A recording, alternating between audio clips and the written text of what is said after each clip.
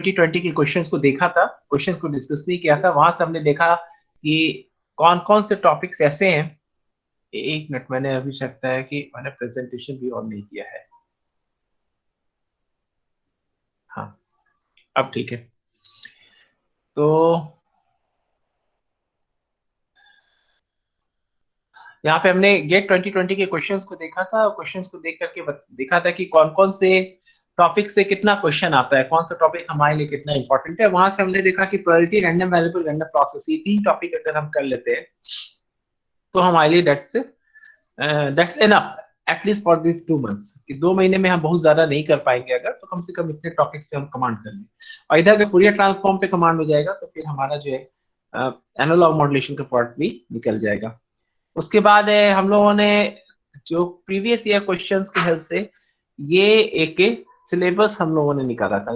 Obviously वो पिछले साल के, चूंकि मोस्ट प्रोबेबली आपने नहीं देखा होगा सारे क्वेश्चंस, लेकिन मैंने जो देखा है क्वेश्चंस उसके हिसाब से मैंने देखा है कि ये टॉपिक से ज्यादातर क्वेश्चंस आते हैं पिछले 10-12 सालों में। और फिर हम लोगों ने प्रायोरिटी को स्टार्ट किया था। और प्रोबेबिलिटी में हम लोगों ने बस बेसिक्स, फंडामेंटल, उसका डेफिनेशन हम लोगों ने डिस्कस किया था। शायद कोई नहीं, ठीक है। और इसमें हमने 3 एग्जांपल्स लिए थे। पहले तो रैंडम एक्सपेरिमेंट को डिफाइन किया था। रैंडम एक्सपेरिमेंट को कैसे डिफाइन किया था कि in a random experiment all the possible outcomes are known in advance but the exact outcome is not known। और हमने 3 एग्जांपल्स लिए थे, जैसे tossing of a coin, throwing of a dice और drawing a card from a pack of 52 cards. तो यहाँ पर हम लोगों ने क्या देखा कि जो सैंपल स्पेस, अच्छा, set of all possible outcomes जो है उसे हमने कहा कि ये सैंपल स्पेस कहलाता है। तो सैंपल स्पेस के एलिमेंट्स जो थे, they are symbols, they are not, they may be numbers, they may not be numbers. जैसे यहाँ पे देखिए ड्राइंग के कार्ड में ए के क्यू जे, ये सारे नंबर्स नहीं है, लेकिन 10 9 8 ये सारे नंबर्स थे। लेकिन ये जो नंबर्स है ये सिंबल्स की तरह ट्रीट किए जाते हैं, ये नंबर्स की तरह नहीं ट्रीट किए जाते हैं। टॉसिंग ऑफ ए कॉइन में हेड टेल जो है, ये हेड और टेल क्या है, सिंबल्स है। यहाँ पे throwing of A dice 1 2 3 4 5 6 numbers है, लेकिन ये भी जो है सिंबल की तरह ट्रीट किए जाते हैं। तो एक खास बात यह है कि रैंडम एक्सपेरिमेंट के जो आउटकम्स होते हैं उन आउटकम्स को हम सिंबल्स की तरह ट्रीट करते हैं। और चूंकि एग्जैक्ट आउटकम नोन नहीं है तो हम कोई मैथमेटिकल फॉर्मूला नहीं लिख सकते हैं कि भाई ये हम एक्सपेरिमेंट कर रहे हैं तो उसके बाद हमें यही आउटपुट मिलेगा। तो हम क्या करते हैं कि हम प्रोबेबिलिटी, चांस के टर्म से बात करते हैं, अटकलें लगाते हैं। प्रोबेबिलिटी का मतलब क्या है कि हम लोग कहते हैं आम बोलचाल में कि मोस्ट प्रोबेबल ये है, प्रोबेबली ये हो जाएगा, प्रोबेबली ये नहीं होगा। मतलब क्या, हमारी अटकलें होती हैं। तो फिर अब प्रोबेबिलिटी थ्योरी वहीं से आया है, अटकलों से आया है। और बल्कि अगर आप हिस्ट्री में जाइएगा तो जो पूरी प्रोबेबिलिटी थ्योरी आई थी जुए के खेल से आई थी। और गैम्बलिंग जो होता है, गैम्बलिंग के अंदर से प्रोबेबिलिटी थ्योरी निकल कर आई थी। तो बहरहाल उन चीजों पे भी डिस्कस नहीं करना है, हमें तो इसके मैथमेटिकल पार्ट को देखना है। तो उसके बाद फिर हमने कुछ डेफिनेशंस लिए थे। एक डेफिनेशन हमने लिया था इवेंट का। इवेंट क्या कहते थे, सेट ऑफ डिजायर्ड आउटकम। और उसका एक एग्जांपल हमने लिया कि टॉसिंग ऑफ ए कॉइन। और उसमें देखा क्या कि हेड और टेल, उसके जो सैंपल स्पेस के दो एलिमेंट्स हैं। और ये सारे एग्जांपल्स मैं दोबारा डिस्कस नहीं कर रहा हूँ। इसमें एक बात हमने डिफाइन किया था, दो टर्म डिफाइन किए थे, श्योर इवेंट और नल इवेंट। श्योर इवेंट जो हमेशा होगा, नल इवेंट जो कभी नहीं आएगा होगा। Now let us come to our second lecture। ठीक है। और यहां पर हम एक और एग्जांपल लेते हैं। ठीक है, इसी इसी रैंडम एक्सपेरिमेंट का, इसी रैंडम एक्सपेरिमेंट का एक एग्जांपल और दूसरा एग्जांपल लेते हैं। Let's call it as example 2। और यहां पर जो रैंडम एक्सपेरिमेंट हमारे पास है, let this random experiment be throwing of a dice.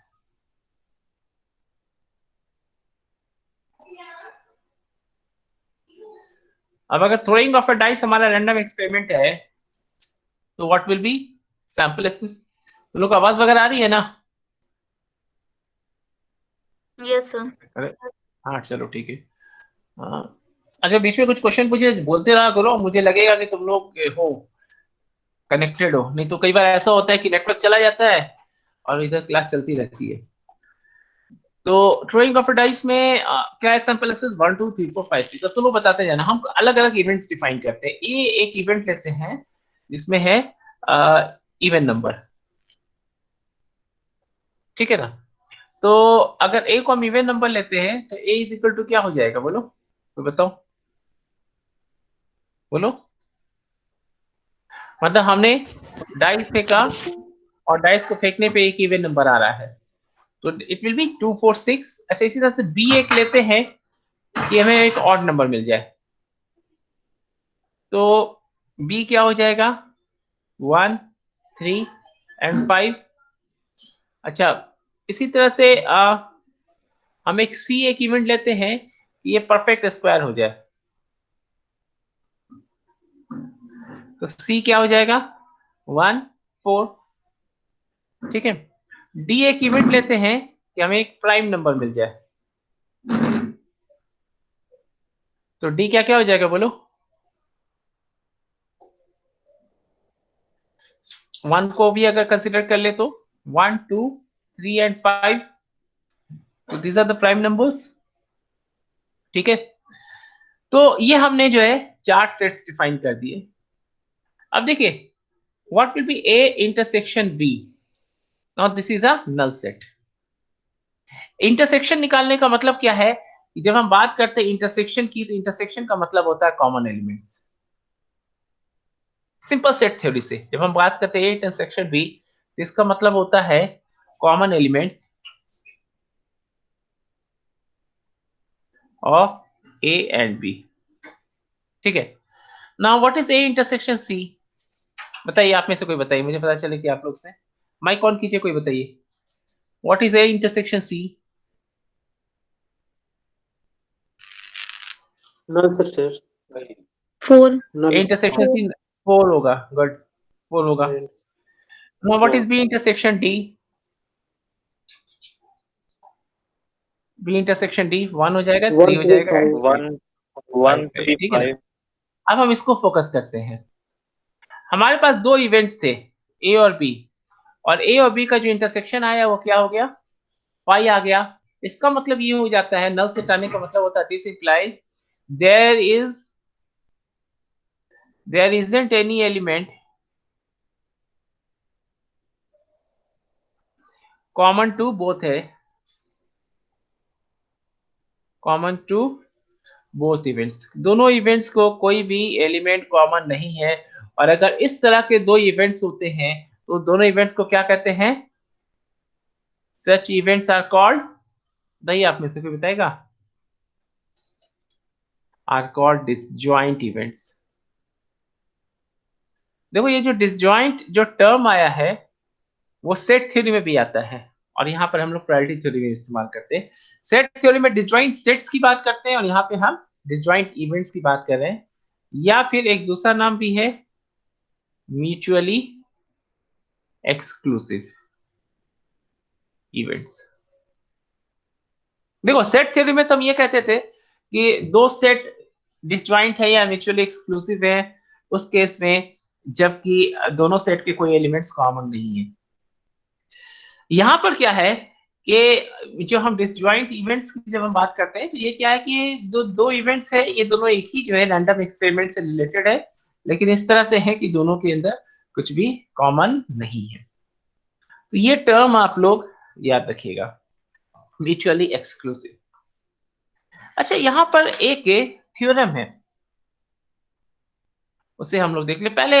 एक बाइनोमियल थ्योरम इसे कहते हैं, होपफुली आपने इसे 10+2 में भी पढ़ा होगा। हम यहाँ पे दोबारा देख लेते हैं, बाइनोमियल थ्योरम से कई क्वेश्चंस होते हैं। अच्छा, बाइनोमियल थ्योरम पे जाने से पहले पहले हम लोग नॉर्मल तरीके से कुछ क्वेश्चंस को सॉल्व करते हैं, फिर देखते हैं कि बाइनोमियल थ्योरम वहां पे कैसे अप्लाई होता है, ठीक है। सपोज कीजिए हम एक एग्जांपल लेते हैं, टॉसिंग ऑफ ए कॉइन।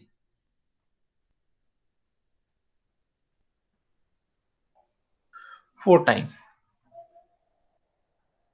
हम 4 बार एक कॉइन को टॉस करना चाहते हैं। एक ही कॉइन को 4 बार टॉस कर रहे हैं या 4 अलग अलग कॉइन को एक बार टॉस कर रहे हैं, ठीक है। तो हमारे पास टोटल नंबर ऑफ वेज कितने हो जाएंगे? देखो यहाँ पे अगर टॉसिंग ऑफ अ कॉइन लीजिएगा तो सैंपल स्पेस कितना हो जाएगा? या तो हेड हो जाएगा या टेल हो जाएगा। ठीक है, तो टोटल नंबर ऑफ क्या मतलब कितने तरीके से हमें रिजल्ट्स मिल सकता है?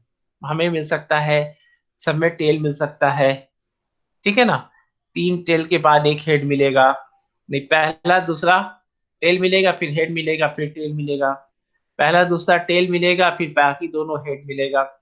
इस तरह से there can be all together 16 combination. चलो हम थोड़ा सा लिख लेते हैं इसे। Tail head, tail tail, tail head, फिर tail head, tail head, head tail, tail head, head head, फिर हेड टेल। ये सिंपल 0101 जैसे लिखते हैं बाइनरी में, वैसे ही लिख रहे हैं। Head tail, tail head, head tail, head tail, head tail, head head, head head tail tail, head head tail head, head head head tail and sorry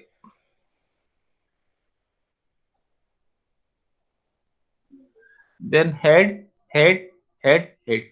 तो they all together there are 16 combinations, ठीक है ना, there are 16 combinations, या कहिए कि all together there are 16 possible outcomes. तो एक coin को अगर हम टॉस कर रहे थे तो हमारे पास हेड और टेल मिल रहा था। तो देखो यहाँ से बहुत आसान था, एक कॉइन पे अगर हेड और टेल मिल रहा है, दो मिल रहा है, तो 4 कॉइन को टॉस करेंगे या 4 बार टॉस करेंगे, 2 दैट्स इक्वल टू 16।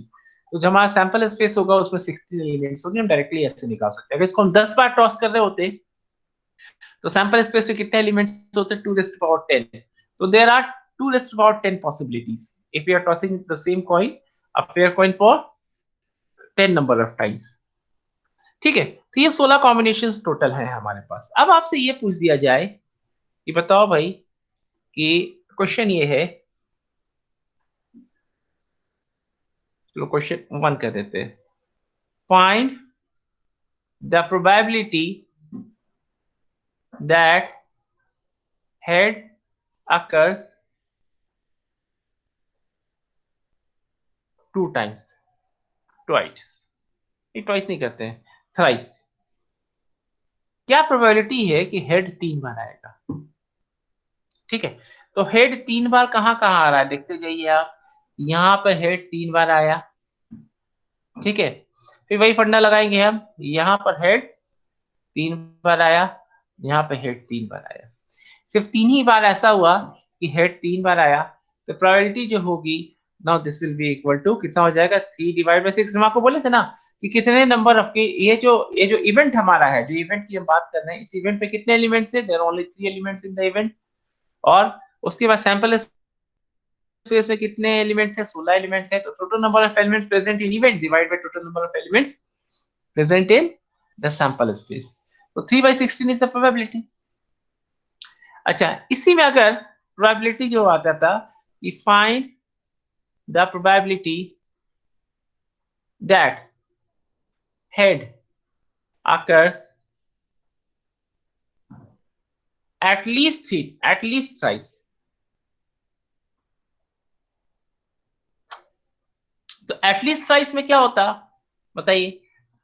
अगर एटलीस्ट थ्राइस की बात हम कर रहे हैं तो इसका मतलब है कि या तो 3 बार हो या 4 बार हो, ठीक है, तो 3 बार तो ये 3 हो गया, ठीक है, और चौथी बार कौन है? 4 बार, एक ये भी मिल गया। तो इस बार प्रोबेबिलिटी कितनी हो जाती? क्योंकि number of elements in event कितना है? 4 है, और total number of elements in sample space 16 है, तो इसको हम काट के 1/4 भी कर सकते हैं। ठीक है, तो यहाँ पे प्रोबेबिलिटी हमें मिल जाती 1/4। अब यहाँ पे बाइनोमियल थ्योरम कैसे काम करता है हम उसकी बात करते हैं। ठीक है, हम बाइनोमियल थ्योरम के फॉर्मूले से भी इस सेम क्वेश्चन को सॉल्व कर सकते थे। तो बाइनोमियल थ्योरम कहता है, अब देखिए बाइनोमियल थ्योरम तभी लगता है कि जबकि दो, जैसे हेड और टेल की बात आई थी, एक बार आपने टॉस किया, एक एक रैंडम एक्सपेरिमेंट को आपने एक बार किया, उसके पास 2 एलिमेंट्स थे, ठीक है। अगर ये थ्रोइंग ऑफ अ डाइस के साथ आप कीजिएगा तो ये थ्योरम फिर एप्लीकेबल नहीं हो पाएगा। फिर आपको वहां पे दो में बांटना होगा, एक सक्सेस और दूसरा फेल्यूर। आपको दो में बांटना होगा। तो थ्रोइंग ऑफ अ डाइस में भी लगाते हैं, फिर दूसरी तरह से लगाएंगे। ठीक है। तो मान लिया जाए प्रोबेबिलिटी ऑफ सक्सेस, मतलब ये कि इसमें हम एक इवेंट की बात करेंगे और एक इवेंट के अंदर बताएंगे कि सक्सेसफुल हो रहा है कि नहीं सक्सेसफुल हो रहा है। बस हमारे पास दो ही क्राइटेरिया है। तो मान लीजिए प्रोबेबिलिटी ऑफ सक्सेस P है, तो प्रोबेबिलिटी ऑफ फेल्यूर जो होगा वो Q है, such that P plus Q must be equal to 1। देखो अगर हम थ्रोइंग ऑफ अ डाइस लेते हैं तो P is equal to Q is equal to 1/2 हो जाता है। Sorry, tossing of a coin की बात करें हम, तो for tossing of a coin, ठीक है, P is equal to Q is equal to half, मतलब आप चाहे हेड ले चाहे टेल ले, for both head and tell.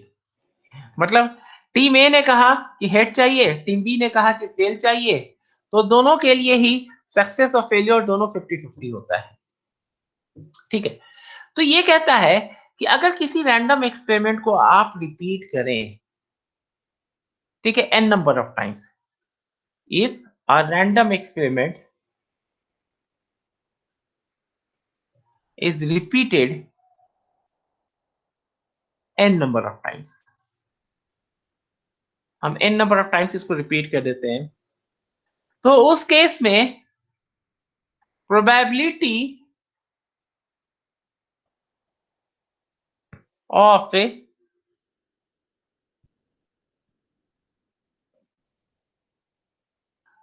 occurrence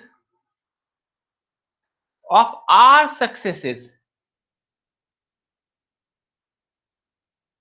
is, कैसे निकालते हैं हम, तो r क्या हो गया, नंबर ऑफ सक्सेसेस, n क्या हो गया, number of times the random experiment is repeated, या नंबर ऑफ ट्रायल्स भी कह सकते हैं हम इसको, नंबर ऑफ ट्रायल्स। तो ये निकालने का तरीका क्या है कि जो प्रायोरिटी जो आप निकालिएगा, this will be equal to n c r, c is combination, माने कि probability of success raise to power r, probability of failure raise to power n minus r। अच्छा, यहाँ पे p plus q is equal to 1 है, this implies q is equal to 1 minus p भी कह सकते हैं। ठीक है। तो this implies p is equal to हो जाएगा n c r p raise to power r और 1 minus p raise to power n minus r। आप इंफॉर्मेशन थ्योरी में देखिएगा, इस बायनोमियल थ्योरम पे क्वेश्चंस रहते हैं।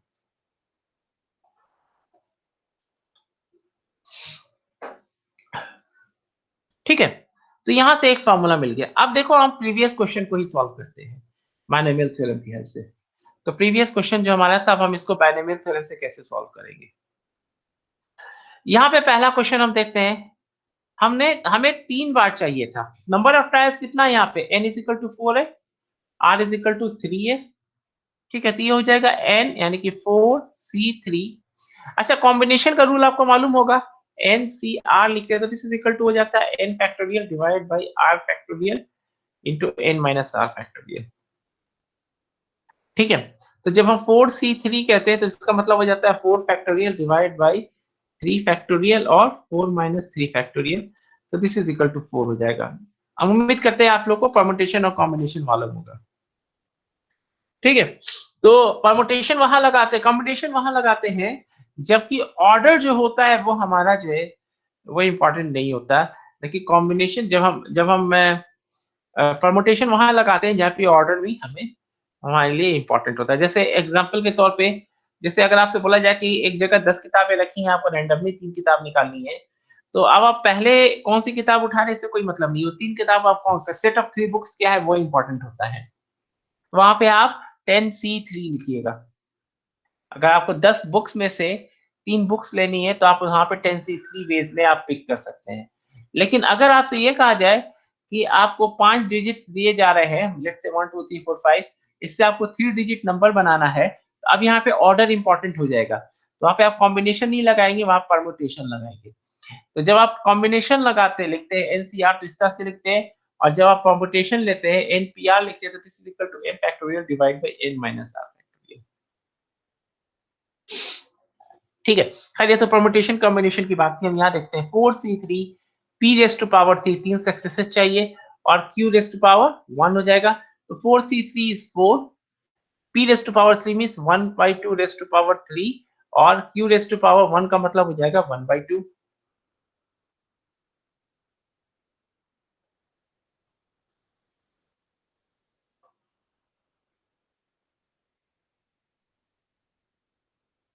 सर वहाँ पे प्रोबेबिलिटी 4/16 होगा सर, आप 3/16 लिखिए। कहाँ पे? सर प्रोबेबिलिटी 4/16 आएगी सर, अरे बारे में आपने जहाँ 3/16 लिखे हैं। हाँ यहाँ पे यस सर। 4/16 तो 4 बार टेल्स कहाँ है? हेड वाला टूट गया sir 3 head times head. Tail, अच्छा हाँ ये छूट गया ना। हाँ सर सॉरी, ये मेरे से गलती हुई। ये Yes, 4/16 हो जाएगा तो ये 5/16 हो जाएगा। Yes sir. ठीक है ना? हाँ ठीक, अब सही है। दिस इज इक्वल टू 1/, अब ठीक हो गया। चलो अच्छी बात है। तो ये हो जाएगा 4 इंटू 1/, ठीक है, ये वाला छूट गया था हमसे। तो ये हो जाएगा 4 इंटू 1/2 क्यूब इंटू 1/2, तो this will be equal to 1/4, 4 divide by 16 आ जाएगा। ठीक है, सेम आंसर आ गया। अब देखो ये कैसे निकालेंगे, जब एटलीस्ट 250 हो तो यहाँ प्रोबेबिलिटी कैसे निकालेंगे? तो देखो या तो 3 बार मिल रहा हो या 4 बार सक्सेस मिल रहा हो। अगर 3 बार सक्सेस मिल रहा हो तो हो जाएगा 4c3 p raise to power 3 q raise to power 1, और अगर चारों बार सक्सेस मिल रहा है तो 4c4 p raise to power 4 q raise to power 0। ठीक है, अब आप इसे सॉल्व कीजिए। Now what is this? This is simply equal to 1/4। ठीक है, and what is this? This is equal to 1/16। करके देखिए, 4c4 is 1, half raised to power 4 is 1/16, so this is equal to 1/4 plus 1/16, so this is equal to 5/16। ठीक है, तो we are getting the same result. अब इसी में हम लोग एक और क्वेश्चन देख लेते हैं, जिससे टॉसिंग ऑफ ए कॉइन से अलग हटकर के क्वेश्चन देखते हैं। और जैसे ये एक्सपेरिमेंट हमने लिया था, हाँ यहां से हम लोग लेते हैं। ठीक है, अब जैसे हम यहाँ पे बात करते हैं,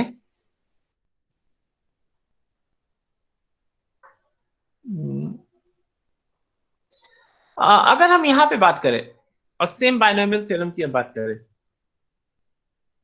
चलो हम लोग नेक्स्ट पेज पे ले लेते हैं इसको।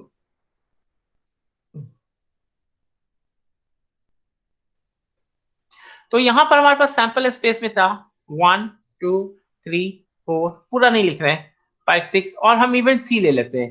इवेंट सी था हमारे पास 1 and 4। ठीक है, अब आपसे पूछ रहे हैं हम कि find the probability of occurrence of event C at least 3 times in 5 trials, नहीं इन 4 ट्रायल्स। चलो नहीं, एटलीस्ट क्यों लिखे हम, 3 टाइम्स ही लिखते हैं हम, 3 टाइम्स इन 4 ट्रायल्स। 4 बार हमने ट्रायल लिया, इसमें हम कहते हैं ये पहला पार्ट है, तो सेकंड पार्ट में हम एटलीस्ट कर देंगे। 4 बार हम जो है एक डाइस को फेंकते हैं, और 4 बार डाइस फेंकने के बाद हमारे पास जो है 3 बार जो है इवेंट सी मिल रहा है। तो आप बताइए कि इसका प्रोबेबिलिटी क्या होगा? तो देखो फॉर्मूला तो सेम रह जाएगा यहाँ पे, लेकिन चीजें कैसे बदलेगी वो देखिए। यहाँ पे प्रोबेबिलिटी ऑफ सक्सेस क्या हो जाएगा? सी के सक्सेस की प्रोबेबिलिटी 2/6 हो जाएगा, दैट्स इक्वल टू 1/3। तो what will be probability of failure? This is equal to 1 minus p, तो दिस इज इक्वल टू 2/3। ठीक है, तो यहाँ पे पी और क्यू की वैल्यू जो है चेंज कर जाएगी। अब हम आगे देखते हैं, यहाँ पर क्या है कि 4 ट्रायल ले रहे हैं और 4 ट्रायल में हमें 3 बार जो है इवेंट सी मिलना है। तो हम कैसे लिखेंगे? P इज इक्वल टू हो जाएगा 4c3 p raise to power 3 q raise to power 1। ठीक है, तो ये क्या हो जाएगा? 4 into 1/3 raise to power 3 into 2/3। ये वैल्यू कितनी आ जाएगी बताइए? 81 हो जाएगा नीचे और 8 हो जाएगा ऊपर। ठीक है, अब इसी क्वेश्चन को हम थोड़ा सा ट्विस्ट कर देते हैं, क्वेश्चन नंबर 2 लेते हैं और ये कहते हैं कि एटलीस्ट 3 टाइम्स हम कर देते हैं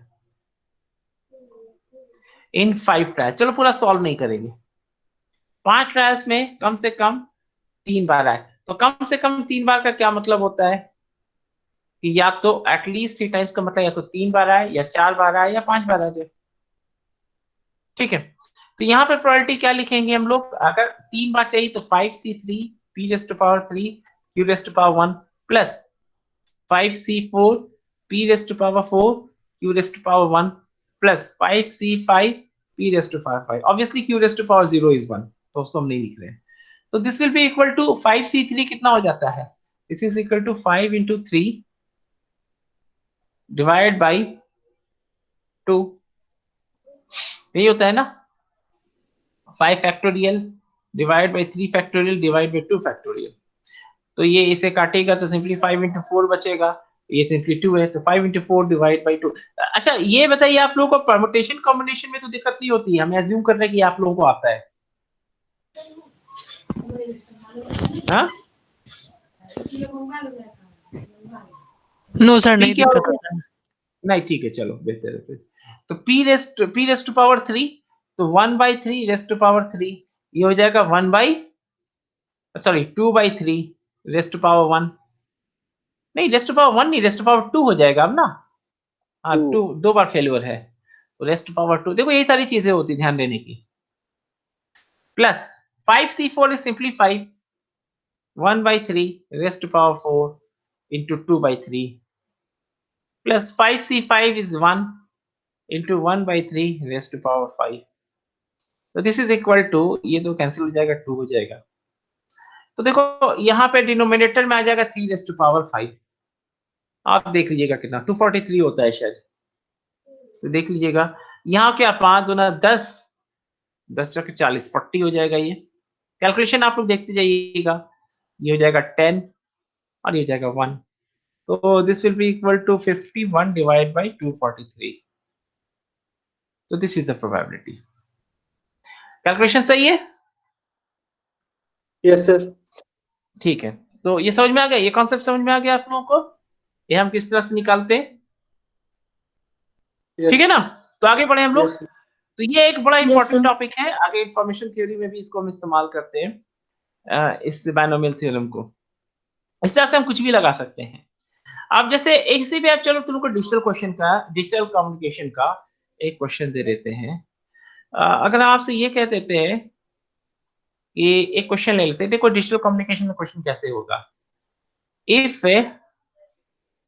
probability of bit error is p, p की वैल्यू नहीं डाल रहे हम, अभी p लिखते हैं। Find the probability that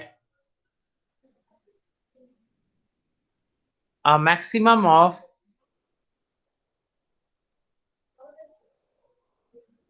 2 bits out of 10 bits या 100 bits आर इन एरर। सिर्फ एक्सप्रेशन लिखना आपको। कहने का मतलब ये हुआ कि आपने एक बिट को ट्रांसमिट किया, रिसीविंग एंड पे आपने उस बिट को रिसीव किया, तो हो सकता है कि बिट आपको सही मिले, हो सकता है कि बिट में एरर हो। तो प्रोबेबिलिटी बिट का एरर का मतलब क्या होता है कि आपने 0 ट्रांसमिट किया और 1 मिला, या 1 ट्रांसमिट किया और 0 मिला, तो इसको कहते हैं बिट एरर कहते हैं। तो आपने ये जो बिट ट्रांसमिट किया है, तो उसके अंदर if the probability of bit error जो है वो p है, small p। Obviously p will be very small, p हो सकता है आपका 1/100 हो, 0.1 हो, 0.001 हो, कुछ भी हो सकता है। तो p की हम वैल्यू पे नहीं जा रहे हैं अभी। तो हम कह रहे हैं कि अगर probability of bit error p अगर है, तो क्या प्रोबेबिलिटी है कि अगर हम 100 बिट ट्रांसमिट हो रहा है, तो उसमें से मैक्सिमम 2 ही बिट में एरर होना चाहिए, 2 से ज्यादा बिट में एरर नहीं होना चाहिए। Sir 100 C2 P p square into 1 minus p power 98. बहुत तेजी से बोल सर दिए। देखो इसमें मैक्सिमम देखो 2 बिट बोला मैक्सिमम गया 2 है बिट का सर, मतलब है या मैक्सिमम तो 2 बिट 0 बोला बिट में गया हो है, या तो 1 बिट में 0 हो 1 2, यस सर, या 0 1 या 2 में हो, ये तीनों को लेना होगा। अच्छा, यस ये सर, एरर अगर p में है तो करेक्ट बिट का क्या हो जाएगा? देखो प्रोबेबिलिटी ऑफ एरर, ये दिस इज p, तो प्रोबेबिलिटी की वो करेक्ट है 1 माइनस p हो जाएगा, ठीक है ना। तो अगर 0 में एरर है तो सारे के सारे करेक्ट हो रहे हैं, ठीक है। तो प्रोबेबिलिटी ऑफ बिट एरर जो है, देखो इसको आप कैसे निकालिएगा? तो हम पहले देखते हैं कि हमारे पास सिर्फ और सिर्फ 0 में एरर है, ठीक है। तो 0 में एरर का क्या मतलब है कि 100 c0 p raise to power 0 1 minus p raise to power 100, यानी कि 100 का 100 सही आ रहा है, सही है, plus 100 c1 p raise to power 1 1 minus p raise to power 99 plus 100 c2 p raise to power 2 1 minus p raise to power 98। तो ये कंप्लीट, अब इसको हम सॉल्व नहीं करने जा रहे हैं, but this is the complete expression. समझ में आ गया? तो हम इस तरह से निकालेंगे, ठीक है। होपफुली ये टॉपिक आपको समझ में आ गया होगा। अब हम लोग नेक्स्ट पे आते हैं, बाकी हम लोग आगे क्वेश्चंस करेंगे। और ये जो है ये बैनोमियल थ्योरम का वो कई बार इस्तेमाल करना होगा पूरे डिजिटल कम्युनिकेशन, मतलब पूरे इंफॉर्मेशन थ्योरी के अंदर। Now next come to conditional probability.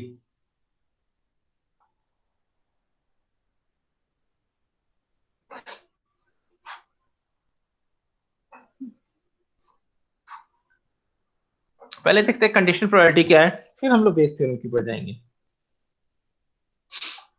तो हम ऐसे लिखते हैं जैसे दो इवेंट्स है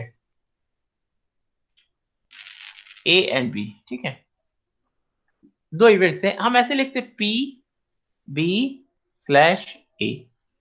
इसको हम लोग कहते हैं probability of occurrence of B when A has already occurred।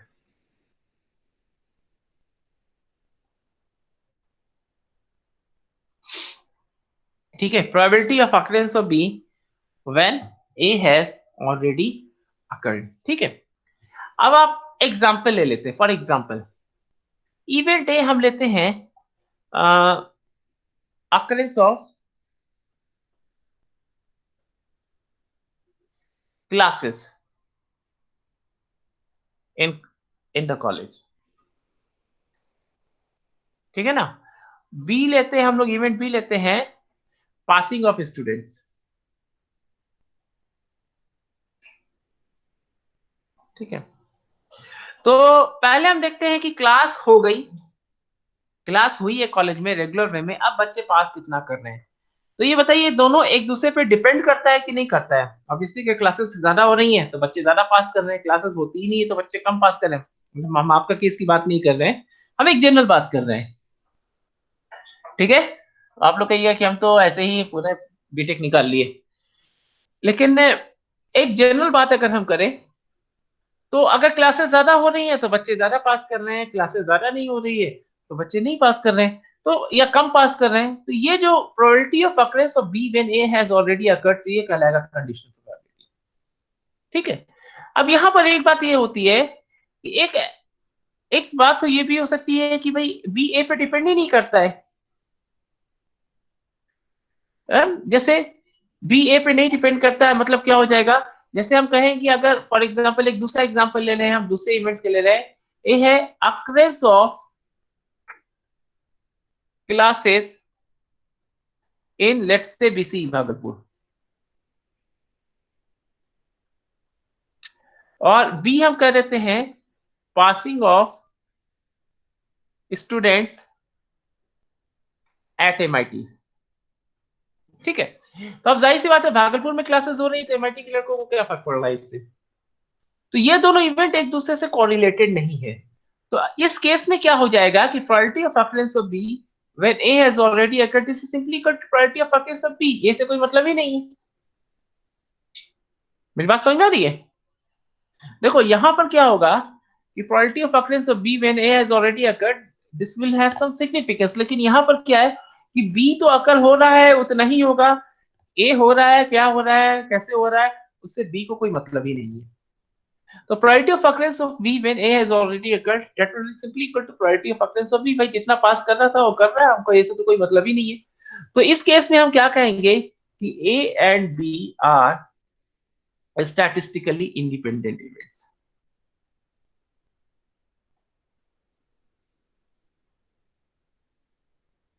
तो ये दो बातें याद रखिएगा, कंडीशनल प्रोबेबिलिटी क्या है और स्टैटिस्टिकली इंडिपेंडेंट इवेंट्स किसको कहते हैं। ठीक है, समझ में आ गया आप लोगों को स्टैटिस्टिकली इंडिपेंडेंट इवेंट किसको कहते हैं और कंडीशनल प्रोबेबिलिटी क्या क्या क्या होता है। अब एक इवेंट होता है, एक एक टर्म होता है, इसको कहते हैं जॉइंट प्रोबेबिलिटी।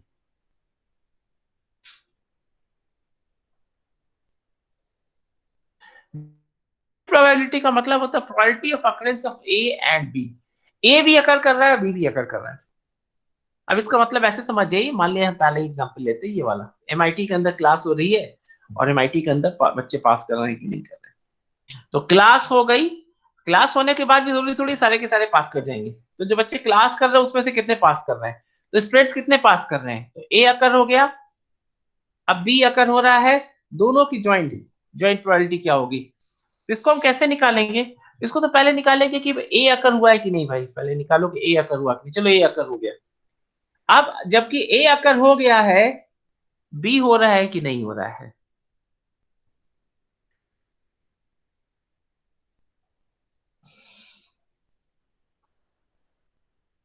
ठीक है, तो this is called joint probability of PAB। This is called joint probability of occurrence of a joint probability of A and B। अच्छा, इसको हम उस तरह से भी निकाल सकते हैं अपोजिट वे में कि पहले हम निकाल लें बी अकर हुआ है कि नहीं। ठीक है, फिर अब अगर एक मालूम है कि बी अकर हो गया, तो बी अकर होने की मतलब ये कंडीशनल प्रोबेबिलिटी कि अगर बी अकर हो गया है तो ए के चांसेस क्या है, ए की प्रोबेबिलिटी कितनी है। तो हम या तो ऐसे लिख सकते हैं या फिर हम ऐसे लिख सकते हैं। तो यहां से हम एक चीज देख सकते हैं कि हम जो है कंडीशनल प्रोबेबिलिटी को हम ऐसे भी लिख सकते हैं, this is equal to joint probability divide by probability of occurrence of A. या यहां से हम जो है probability of occurrence of A when B has already occurred, this will be equal to joint probability of occurrence of A and B divided by probability of occurrence of B।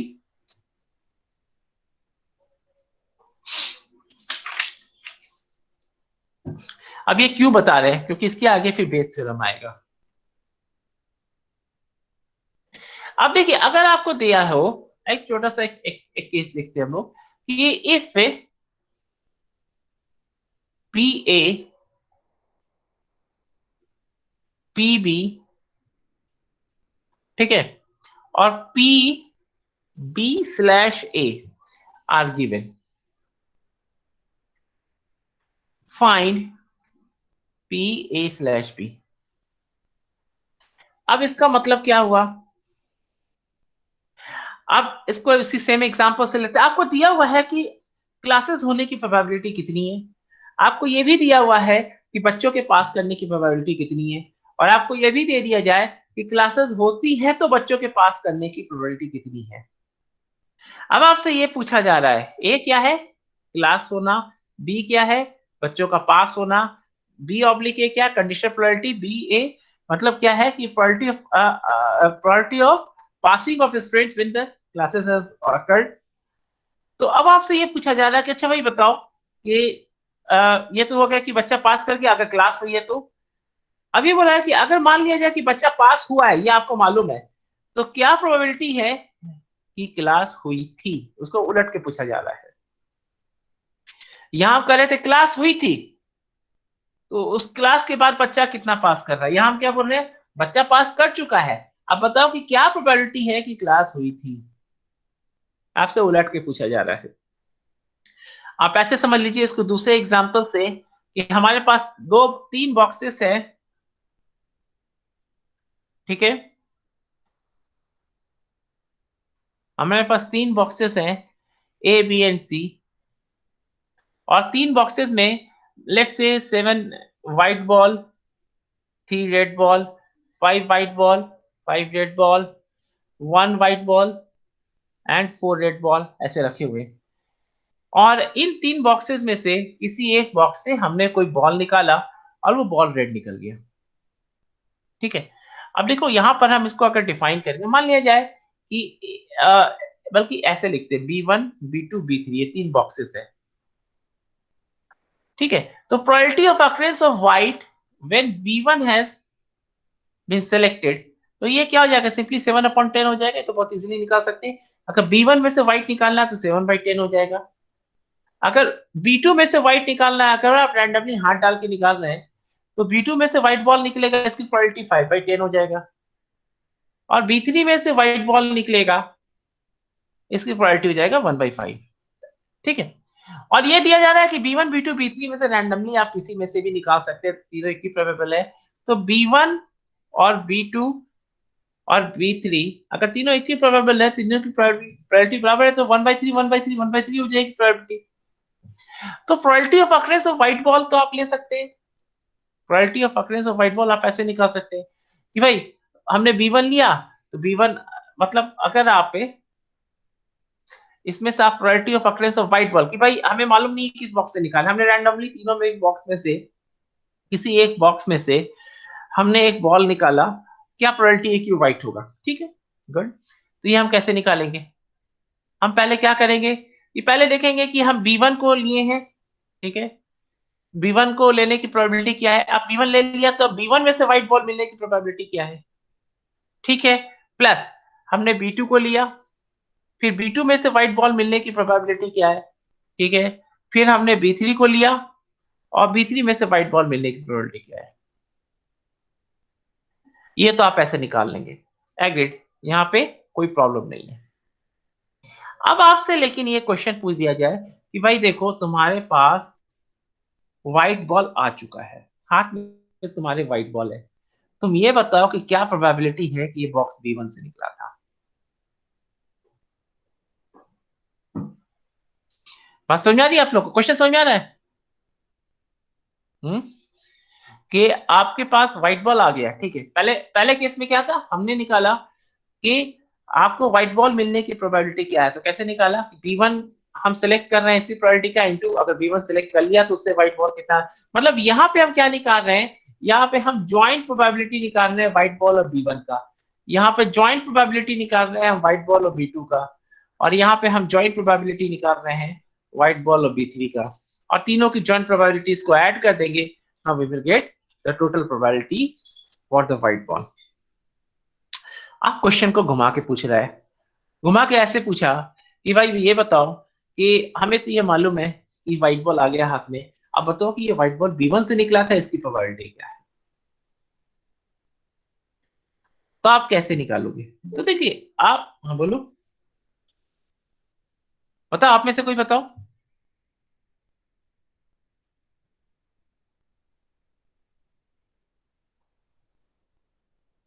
क्या वही disconnect हो गया क्या? No sir. अच्छा ठीक है तो हम लोगों ना? ने फॉर्मूला देखा है सर, प्रोबेबिलिटी ऑफ बी ड्रिवन ए, हाँ उसके थ्रू हम लोग देख सकते हैं ना सर, यहाँ पे प्रोबेबिलिटी ऑफ, हाँ ठीक है, वो फार्मूला बैग फार्मूला वन, जो आप बता रहे हैं, हाँ बताइए। Yes sir. तो यहाँ पे बोलो बोलो। हम लोग को निकालना है probability of white ball is has already occurred, which has been taken from bag one, that we have to find out. For that, when we can apply the formula probability of ball one, joint probability, it means joint probability of ball one and bag one and white ball. That one. बोलो बोलो बोलो, तो आवाज थोड़ी नहीं आ रही है, लेकिन आवाज फिर भी आ रही है। देखो यही वाला क्वेश्चन है ना कि प्रोबेबिलिटी ऑफ, यही है, यहाँ से फिर हम यहाँ आएंगे, उसके बाद गेट पे जाएंगे। देखो मैं चाह रहा हूँ ना कि आप लोगों को, क्या हो रही है आवाज, तुम लोग आवाज ठीक मिल रही है? Yes sir. हाँ आप ठीक हुई, ठीक है। असल में मुझे मेरी आवाज रिफ्लेक्ट हो रही है। अच्छा हाँ, कह रहे थे कि बेस थ्योरम पे तो हम लोग कभी भी आ सकते हैं, उस फॉर्मूले को कभी भी इस्तेमाल कर सकते हैं, लेकिन बड़ी बात है कि उसको समझना कि वो है क्या, वो बनता कैसे।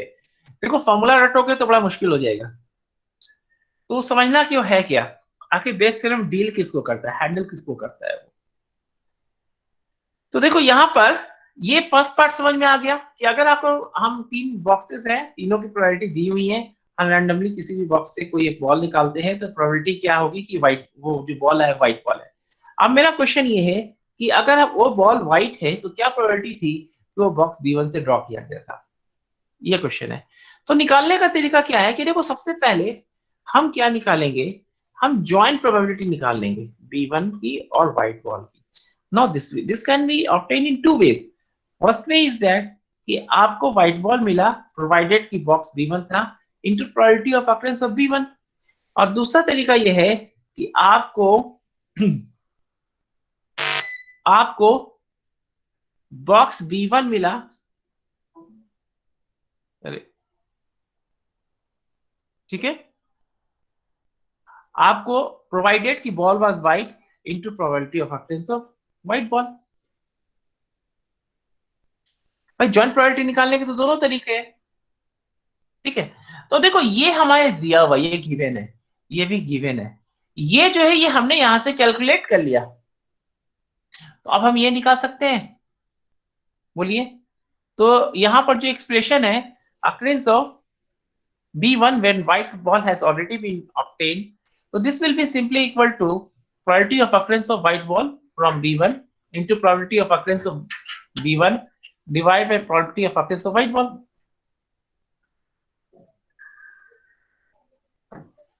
बात समझ में आ गई, हम ज्वाइंट प्रोबेबिलिटी के एक्सप्रेशन से हम इसे निकाल रहे हैं, ठीक है। अब यहां पर देखो सेम कहानी है, probability of occurrence of A when B has already occurred. तो आप कैसे निकालेंगे कि probability of occurrence of A when B has already occurred into probability of occurrence of B. Now this gives you the joint probability of occurrence of A into B, which can also be represented by probability of occurrence of B when A has already occurred into probability of occurrence of A. This also gives you the joint probability of occurrence of A and B. So from this expression we can obtain P A oblique B equal to PB oblique A into PA divided by PB. Simple. समझ में आया या नहीं आया? ठीक है। अब ये जो मैंने लिखा है यहां पर, समझ में आया? इसी को बेस थ्योरम अपने तरीके से कहता है। बेस थ्योरम कैसे कहता है? अब फॉर्मूला को रटने की जरूरत नहीं है, अगर कॉन्सेप्ट समझ में आ गया तो फिर फॉर्मूला रटने की जरूरत नहीं है। अभी हम लोग 5-7 क्वेश्चन करेंगे, इस पे सिंपल क्वेश्चंस करेंगे ताकि कॉन्सेप्ट बिल्डअप हो, ठीक है। आज हम लोग सिंपल क्वेश्चन ही करेंगे, नेक्स्ट क्लास में फिर गेट के प्रॉब्लम्स पे आएंगे। तो बेस थ्योरम क्या कहता है कि probability of occurrence of B I when A has already occurred, let's say B I, कोई भी बॉक्स बी आई था, now this will be equal to probability of occurrence of A from B I into probability of occurrence of B I divide by summation.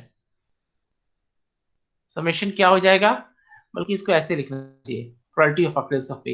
And probability of occurrence of A कैसे मिलेगा हमें, this will be equal to probability of occurrence of A from B I into probability of occurrence of B I divide by A कैसे मिल जाएगा हमें, summation.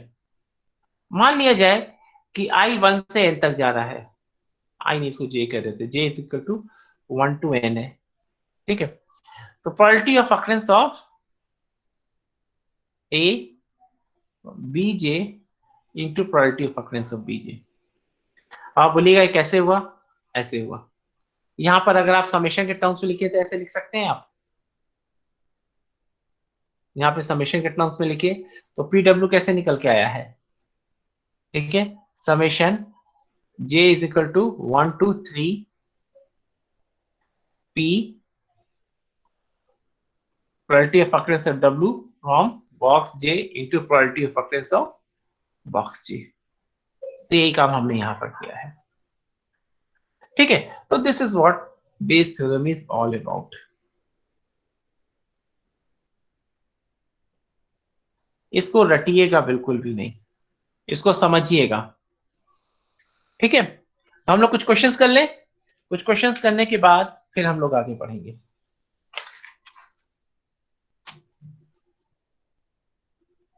ठीक है, तो let's move to some numerical problems. Question 1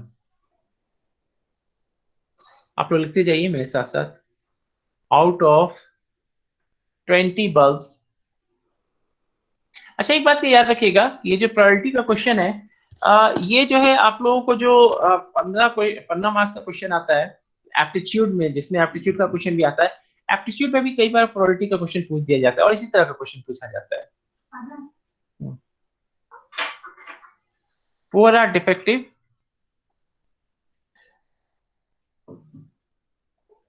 Three bulbs are drawn randomly.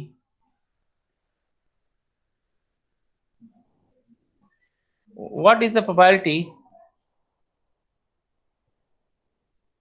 that at least two of them are defective?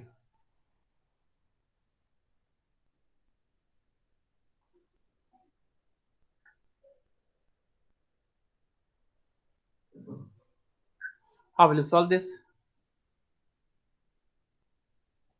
Sir मैं previous slide में जाइएगा सर।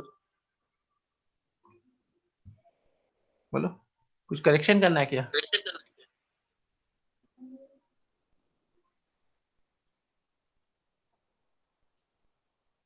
नहीं सर ठीक है सर, ठीक है, कंफ्यूजन हो चलो। गया। देखो एक चीज हम बता देते हैं, ये जो फॉर्मूला फिर बोल रहे हैं, फॉर्मूला रटोगे नहीं, ये फॉर्मूला को रटना ये नहीं है। सर अगर रट नहीं रहे सर, समझ रहे थे सर, नीचे वाला जो पोर्शन था ये वो ये समझ याद रखो, खाली ये याद रखो, यस ठीक है ना? ज्वाइंट प्रोबेबिलिटी निकाल लो, ज्वाइंट प्रोबेबिलिटी से निकाल लो, ठीक है? चलिए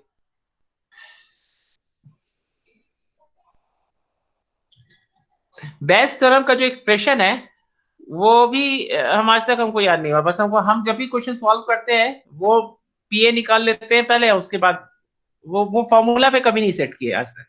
चलो अभी देखेंगे, वैसे क्वेश्चंस भी आएंगे।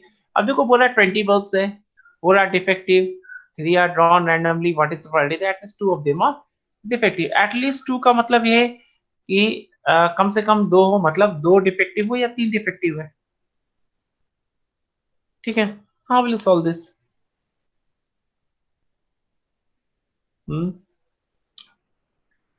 देखो अगर 2 डिफेक्टिव, सर बायोनोमियल से कर सकते हैं सर। बोलो, हाँ ठीक है, बायोनोमियल से कर सकते हैं सर। यहाँ सक्सेस का प्रोबेबिलिटी 1/5 और फेलियर का 4/5 हो जाएगा। हाँ बिल्कुल वैसे भी हो जाएगा। और वो x=2 और x=3 पे कर लेंगे। 3c2 1/5 की पावर 2 इंटू 4/5 प्लस 3c3 1/5 वैसे भी का कर पावर सकते हैं, 3। बायनोमियल थ्योरम से हम कर सकते हैं। देयर आर डिफरेंट मेथड्स, हम किसी मेथड से कर सकते हैं। सपोज करो हमें बायनोमियल थ्योरम नहीं आता है, ठीक है, हम बायनोमियल थ्योरम से कर सकते हैं, आप सही बोल रहे हैं, लेकिन सपोज करो हमें बायनोमियल थ्योरम नहीं आता, आप सिंपल कॉमन सेंस से इसको सॉल्व करेंगे। देखो सिंपल कॉमन सेंस से कैसे सॉल्व करेंगे, यहां पर देखो 2 या 3, हम दोनों केस को अलग अलग लेते हैं, दोनों की प्रायोरिटी को ऐड कर देंगे, यहां तक तो क्लियर है। अब मान लीजिए 3 ड्रॉ कर रहे हैं हम, अब इसमें 2 आपका डिफेक्टिव है तो 1 करेक्ट हो जाएगा, ठीक है ना? अब डिफेक्टिव मिलने का मतलब ये है कि देखो यहां पे 4 डिफेक्टिव है तो इसमें 16 आपका करेक्ट है,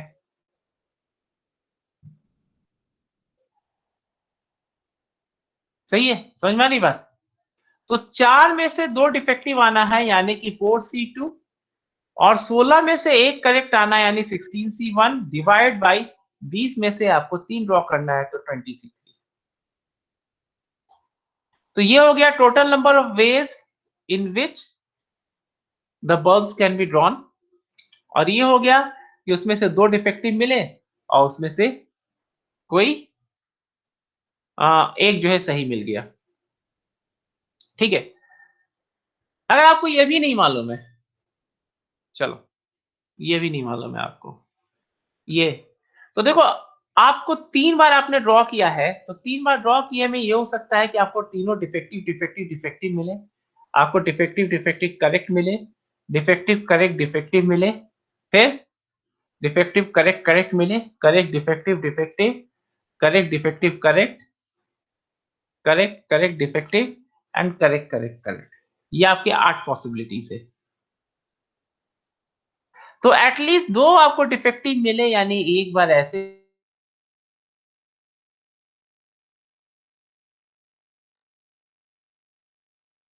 एक बार ऐसे मिल सकता है, 3 तरह से मिलेगा ना। और चौथा भी है कोई 2 डिफेक्टिव में,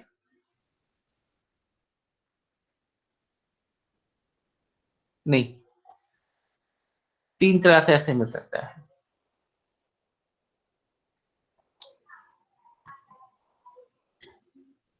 ठीक है, ये आपको 3 तरह से ऐसे डिफेक्टिव मिल सकता है। और एक आपको अगर जो है तीनों डिफेक्टिव मिले, वो एक तरह से ऐसे मिल सकता है तीनों डिफेक्टिव। तो टोटल 4 पॉसिबिलिटी है कि आपको जो है मतलब टोटल 4 पॉसिबिलिटी। एक कोई मैंने गलती करी है,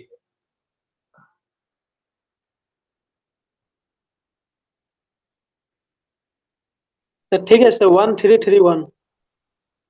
क्या हुआ? तो ठीक है, पहले 1331 सही आपको है।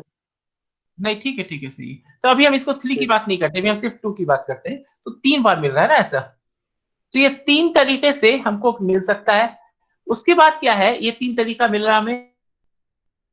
फिर क्या है कि 2 डिफेक्टिव एक करेक्ट है, तो 2 डिफेक्टिव होने की प्रोबेबिलिटी क्या है जो तुम बता रहे थे, 4/20। यही ना बता रहे थे कि डिफेक्टिव प्रोबेबिलिटी ऑफ डिफेक्टिव कितना हो जाएगा, 4/20 दैट्स इक्वल टू 1/5। और प्रोबेबिलिटी ऑफ करेक्ट कितना हो जाएगा, this will be equal to 16/20 that's equal to 4/5। तो 2 डिफेक्टिव होने की प्रोबेबिलिटी कितनी हो जाएगी बोलो, this will B 1/5 into 2 square into दूसरा जो है ये एक करेक्ट है, इसकी इसकी प्रोबेबिलिटी कितनी हो जाएगी। नहीं, इसको हम ऐसे नहीं निकाल सकते, सॉरी सॉरी सॉरी सॉरी। हाँ देखो, मैं पहले दिखा रहे हैं कि प्रोबेबिलिटी दैट देयर आर 2 डिफेक्टिव्स।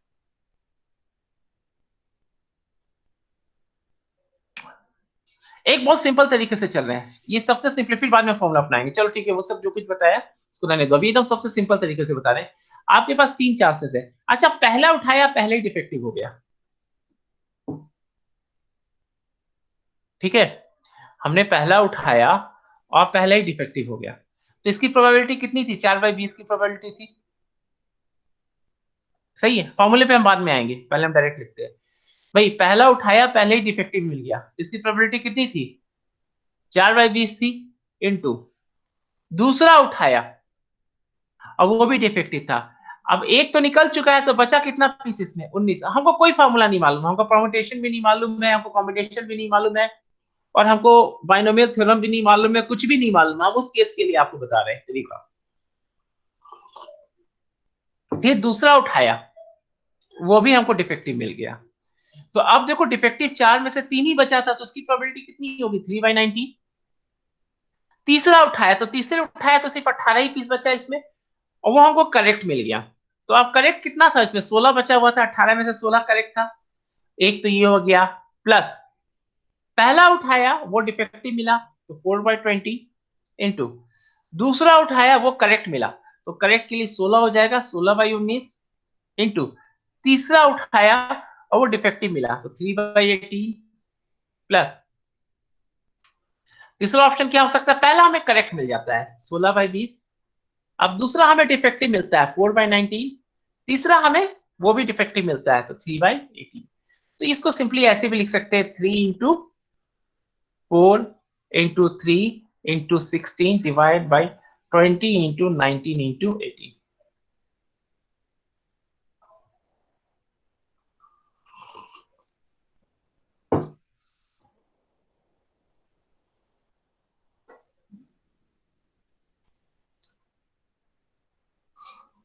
ठीक है,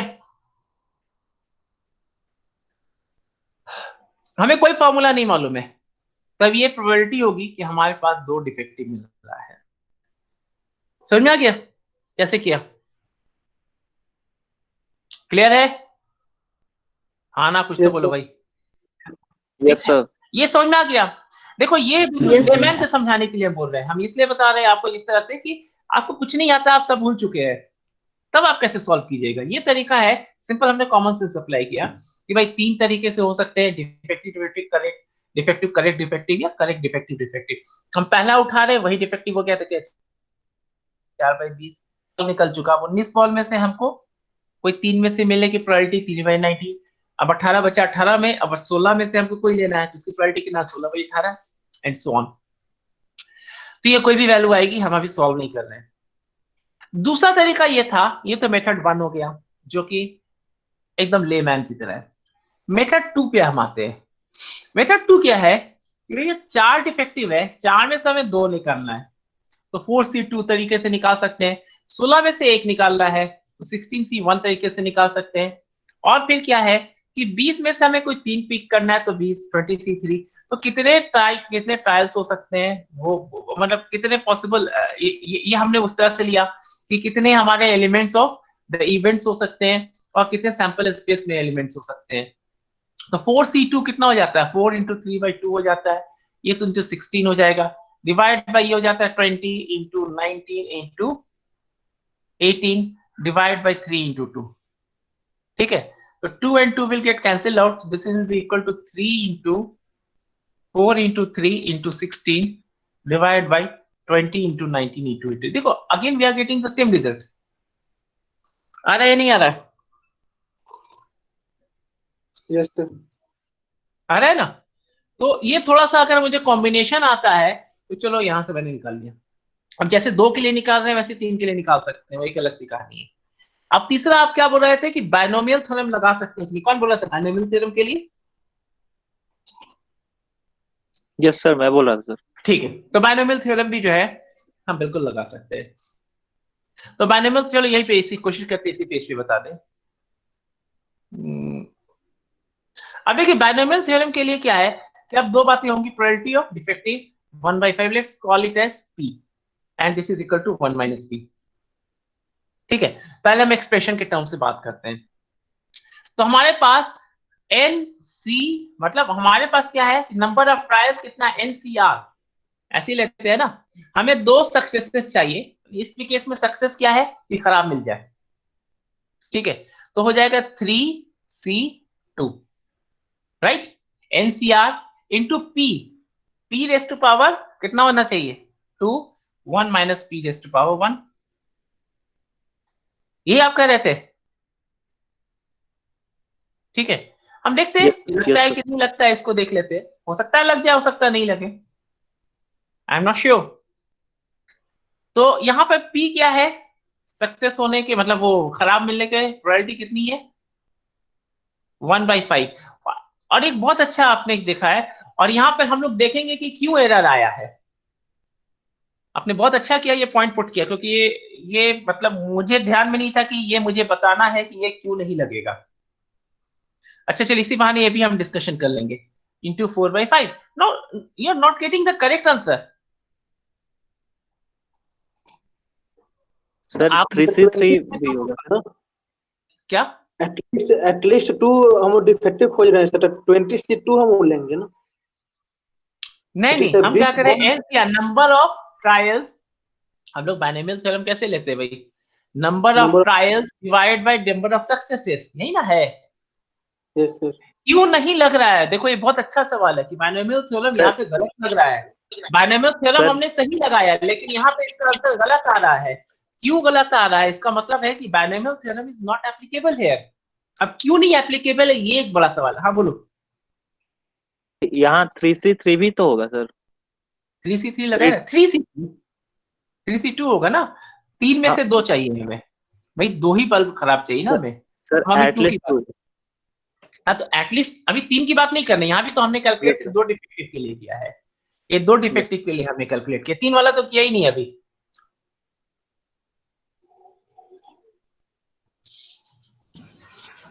अभी तो हमने 3 वाला नहीं किया, 3 वाला करके फिर ऐड कर देंगे, आते हैं 3 पे भी आते हैं। लेकिन फिलहाल बताइए कि ये क्यों बायनोमियल थ्योरम यहाँ पे एप्लीकेबल नहीं। देखिए बायनोमियल थ्योरम हमने कहाँ लगाया था सर, बाइनोमियल रिपीटेशन में करते हैं, मतलब एक तरह का। एग्जैक्टली।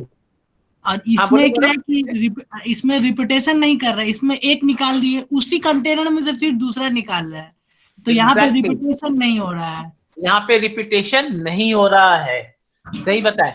ये कब एप्लीकेबल था, ये उस वक्त एप्लीकेबल था जैसे एक बॉल निकाले और उसको हम रिप्लेस कर देते, वापस डाल देते, फिर हम बॉल निकालते, फिर हम वापस। देखो जब हम पहला तीसरा और तीसरा ट्रायल जो है, पहला दूसरा तीसरा ट्रायल हमारा सेम नहीं है। जब हम पहला ट्रायल लेते हैं तो अंदर 20 बॉल होता है, 4 डिफेक्टिव होता है, 16 सही होता है। दूसरा ट्रायल लेते हैं हम तो उसमें सिर्फ 19 बॉल होता है, जिसमें 3 ही डिफेक्टिव होता है, 16 सही होता है। बात समझ में आ रही है? तो जो तीनों ट्रायल्स हमारे हैं वो एक जैसे नहीं है। लेकिन जब हम सिक्का को टॉस कर रहे होते हैं तो उस केस में सारे ट्रायल्स एक जैसे होते हैं, या फिर हम डाइस फेंक रहे होते हैं, हमारे सारे ट्रायल्स एक जैसे होते हैं। यहाँ पे सारे ट्रायल्स इक्वल नहीं है। हाँ, मैनेमल थ्योरम वहां होता, हम एक बल्ब को निकालते, देखते अच्छा है कि खराब है, वापस उसी डब्बे में डाल देते, ठीक है, फिर दूसरा बल्ब निकालते। अब क्या होता कि हमारे पास वापस 20 बल्ब हो जाता, 4 ही डिफेक्टिव रहता, 16 जो है करेक्ट होता। तो उस केस में ये एप्लीकेबल था, अभी एप्लीकेबल नहीं है। समझ में आ गया? किसने Yes, पूछा sir. था भाई? Yes, हाँ, sir. रवि रवि रवि, हो कौन हो? आवाज विपुल. नहीं पे। हाँ विपुल, हाँ विपुल. हाँ विपुल, समझ में आ गया विपुल? Yes, sir. Yes, sir.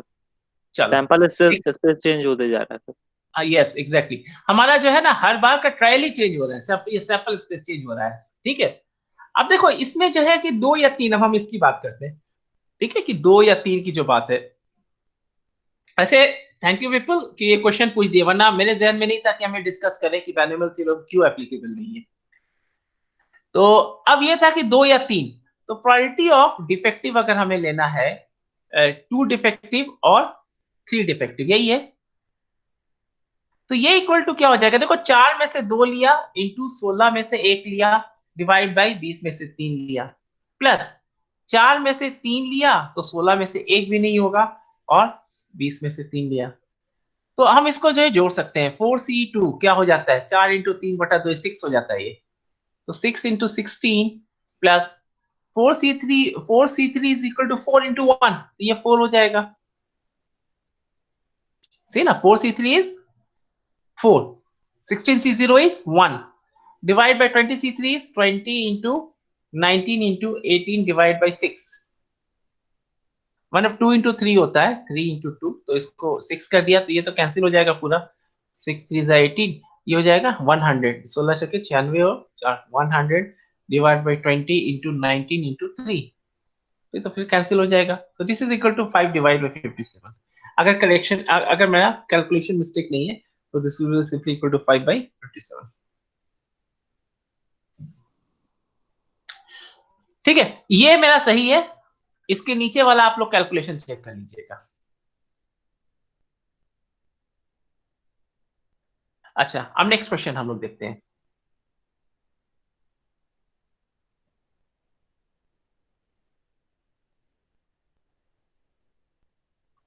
Question 2, तो ये भी बड़ा इंटरेस्टिंग क्वेश्चन है।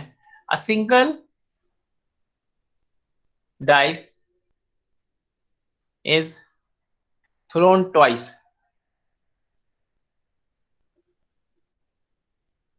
What is the probability that the sum is neither 8 nor 9?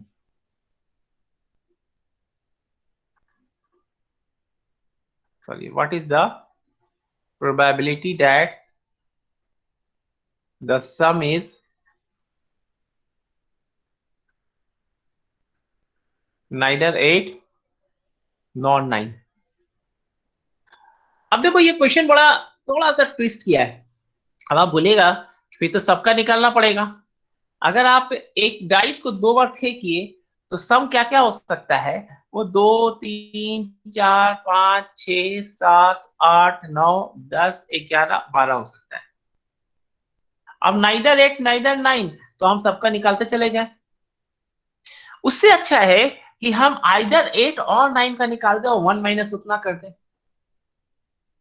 कौन सा मेथड अच्छा है? पहला वाला, सबका निकाले 2 से लेके 12 तक 8 9 को छोड़ के, या सिर्फ 8 9 का निकाल ले और 1 माइनस वो कर दे। आसान क्या है?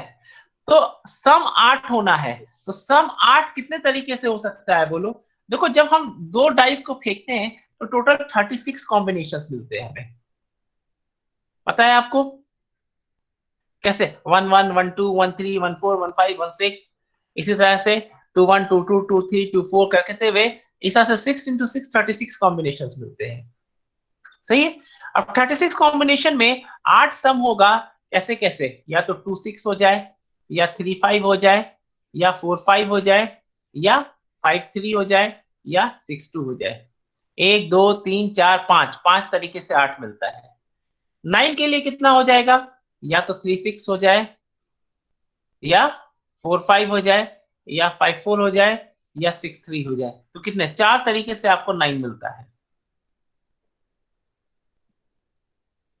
तो 8 मिलने की प्रोबेबिलिटी कितनी है, 5/36। 9 मिलने की प्रोबेबिलिटी कितनी है, बताइए, 4/36। तो 8 या 9 मिलने की प्रोबेबिलिटी कितनी है, 5 + 4/36। ठीक है। तो the probability of occurrence of a sum is equal to 8 or 9. Let us call it as P. Now so this will be equal to, देखो 8 सम कितना मिल रहा है, कितनी बार मिल रहा है, 5 बार मिल रहा है, 5/36 plus 4/36. So this is equal to 9/36, that's equal to 1/4. So what is the probability that sum is neither 8 nor 9? ये कितना, this is simply equal to 1 minus P. ठीक है, तो ये कितना हो जाएगा, 1 - 1/4, that's equal to 3/4। Answer simple.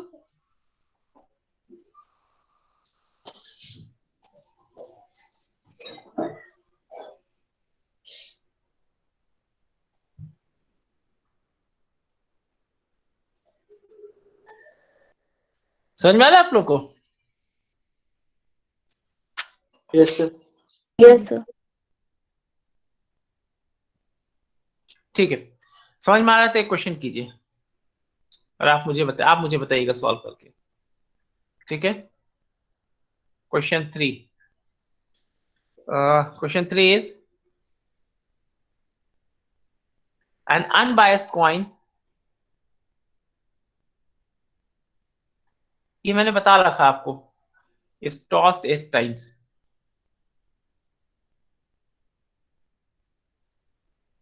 The probability of getting head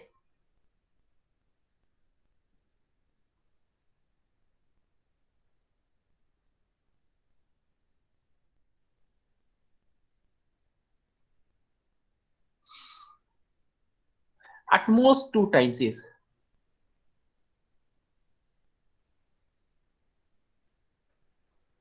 दो बार हेड आ रहा है, इसकी प्रोबेबिलिटी कितनी है, कौन बताएगा? The probability of 0 heads 0 1 2 निकाल लेंगे हम। हाँ ठीक है, गुड। तो एटमोस्ट 2 टाइम्स का मतलब है 0 टाइम्स 1 टाइम्स 2 टाइम्स। ठीक है, आगे एक्सप्रेशन बताइए। तो हेड को हम सक्सेस मान लेते हैं, तो पी ले लेते हैं। बाइनोमियल लगा लेंगे सर। हाँ गुड, यहाँ बाइनोमियल लग जाएगा। क्यों लगेगा? क्योंकि हम सेम कॉइन को बार बार टॉस कर रहे हैं, यहाँ पे कुछ वापस निकल नहीं है। हर बार जो हमारा ट्रायल है वो सेम कंडीशंस में हो रहा है।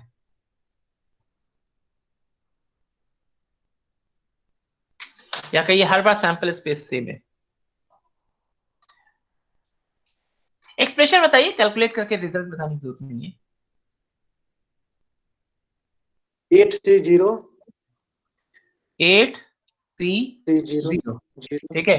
p⁻0 1 - p⁻8, 8C1 plus 8C1 देखो p = ½ हो जाएगा, तो 1 - p = भी ½ हो जाएगा। हम क्यों नहीं लिख रहे 1 - p लिख रहे हैं, बोलो। 8C1 p⁻1 1 - p⁻7 plus 8C2 p⁻2 1 - p⁻6। Good, आगे आप कर लेंगे। तो दिस इज इक्वल टू, चलो एक स्टेप और, 8C0 इज 1, ठीक है। This is 1/2⁸8। 8C1 is 8 into 1/2 37/256. plus 8C2 is 8 into 7/2, 1/2⁻2 into 1/2⁻6। तो कितना हो रहा है देख लो, एक, ये तो सॉरी, ये 8 8 1 9 9 और 28 28 और 9 कितना होता है 37 37 2 raised to power 8 कितना हो जाएगा 256।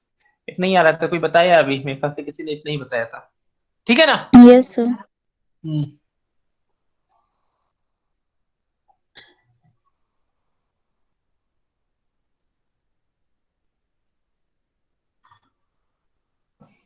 अब देखिए एक बड़ा अच्छा क्वेश्चन है, ये गेट में पूछा हुआ क्वेश्चन नहीं आप लोगों के लिए है,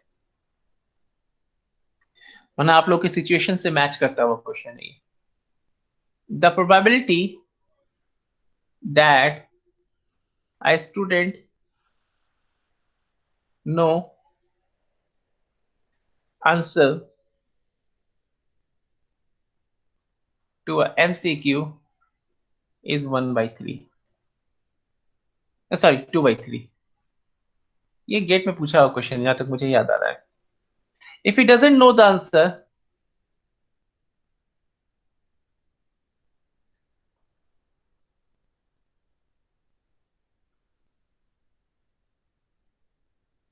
क्या करेगा वो, तुक्का मारेगा, he makes a guess,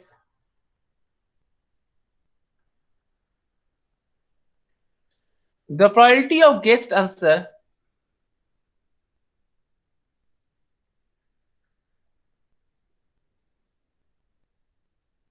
sir being correct, भाई 4 है, 4 में आप प्रोबेबिलिटी मार रहे हैं तो करेक्ट कितना होगा 1/4 हो जाएगा। Given that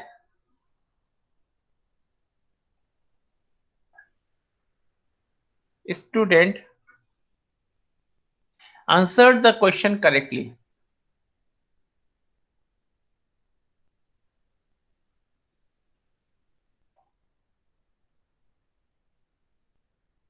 the probability he knew the answer is,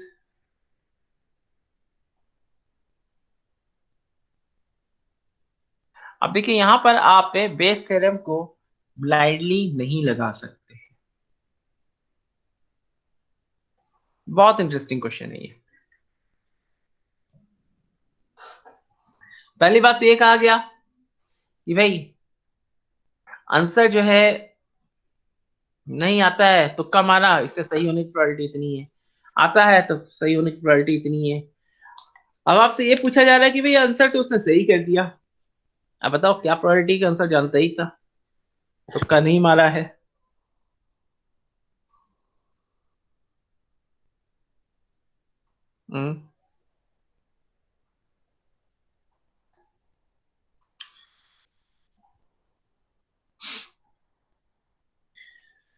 कैसे पता लगाएंगे, चलिए तो प्रोबेबिलिटी का क्वेश्चन है, ऐसे कैसे पता करेंगे भाई, एमसीक्यू होने के बाद रिटन एग्जाम में बच्चा क्लियर कर लिया तो उसका इंटरव्यू ले लो, वाइवा ले लो, उससे पूछ लो बताओ कैसे सॉल्व किए।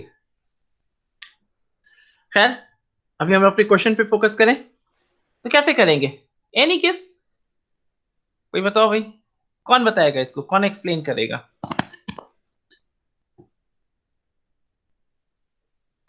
क्वेश्चन समझ में आया? यस सर समझ में आ गया sir. Yes sir. The current question में दिया हुआ है सर, मुझे करेक्ट आंसर क्वेश्चन का पता है, उसका प्रोबेबिलिटी 2/3 है सर। हाँ और नहीं जानते हैं उसका आंसर तो 1/3 है सर उसका प्रोबेबिलिटी। गुड। सर जो नहीं जानते हैं उसमें हम लोग गेस करते हैं, उसमें सही होने का प्रोबेबिलिटी 1/4 है। हाँ ऑब्वियस ही बात है ना, जानते हो तो गेस क्यों करोगे, तो सीधा सीधी मार दोगे। जो उसमें 1/4 होने का प्रोबेबिलिटी है और 3/4 गलत होने का। गलत होने का प्रोबेबिलिटी। अब एक बच्चे ने एक आंसर दिया, सही दे दिया, उसका आंसर सही हो गया, क्या प्रोबेबिलिटी है कि वो आंसर को जानता था।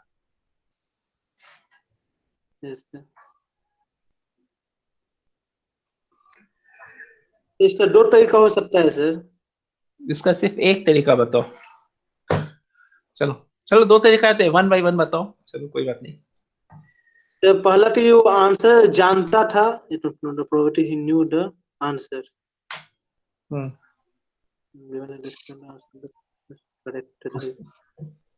वो एक है सर कि वो आंसर पहले से उसको पता था। एक ये हो सकता है सर पहले उसको आंसर पता नहीं था, दूसरा वो गेस करता है तब वो जाकर सही होता है। नहीं नहीं, ये तो कह रहा है कि आंसर उसने सही किया, अब बताओ कि क्या प्रोबेबिलिटी है कि उसको आंसर मालूम भी था। He knew the answer is.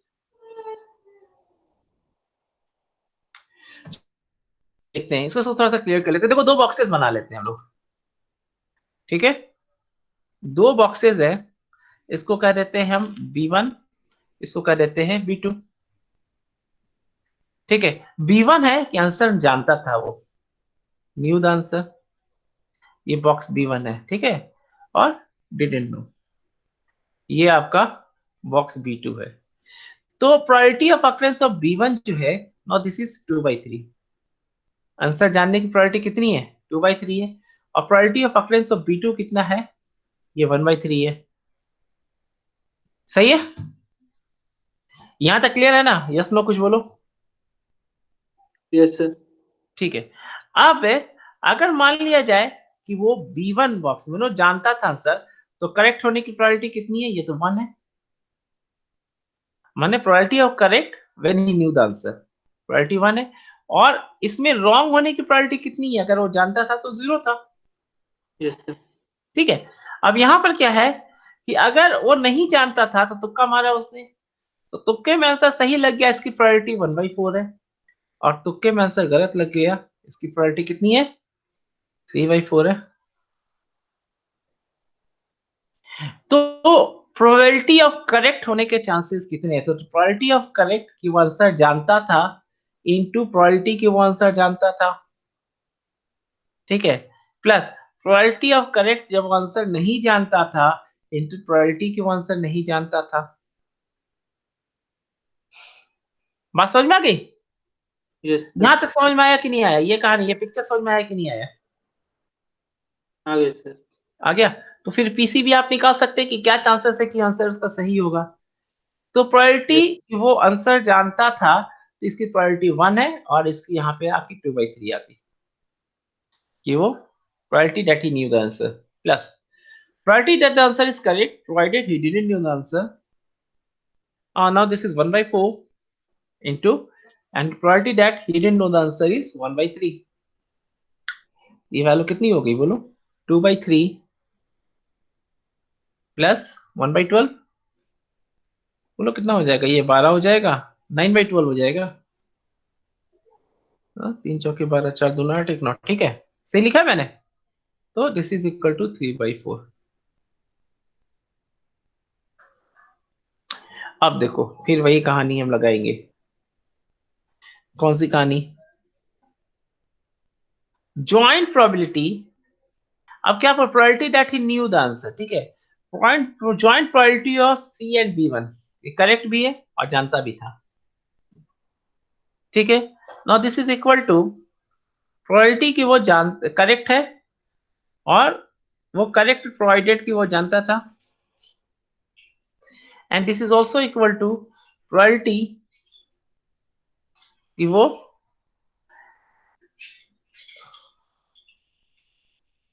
हाँ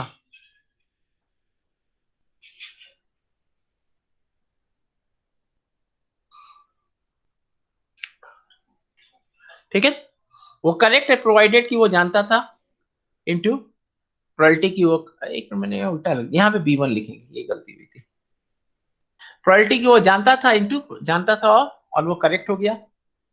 प्रोबेबिलिटी कि वो करेक्ट है, और करेक्ट है तब की जबकि वो जानता था। हमें निकालना ये है, तो आप ये निकाल लेंगे, बोलिए निकलेगा कि नहीं निकलेगा? निकल जाएगा। यही ना पूछ रहा है आपसे। Probability that Yes, he sir. knew the answer is given that the student answered the question correctly. Probability ये आपसे पूछ रहा है P given that the student has answered correctly, यानी ये given condition है, तो probability that he knew the answer ये पूछ रहा है आपसे, ये कितना होगा? तो कैसे निकालेगा? PB1 to PC by B1 in probability that was correct। तो PB1 कितना है? 2/3 है। PC by B1 कितना है? 1 है। प्रोबेबिलिटी ऑफ करेक्ट कितना है? 3/4 है। आंसर कितना हो जाएगा?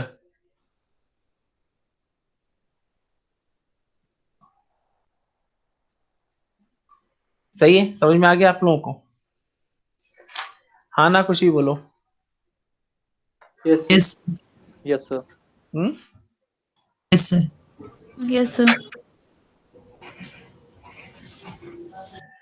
ठीक है, नेक्स्ट क्वेश्चन पे आए। अच्छा लग रहा है, इंटरेस्टिंग लग रहा है, कुछ और क्वेश्चंस करें हम लोग? Yes, Yes. sir. ठीक है, क्वेश्चन नंबर कितना होगा, 4 होगा, 5 होगा, जो भी हो। अ dice is rolled twice.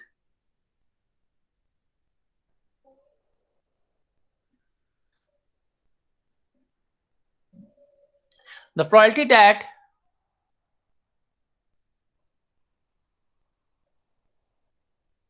an odd number will follow an even number is.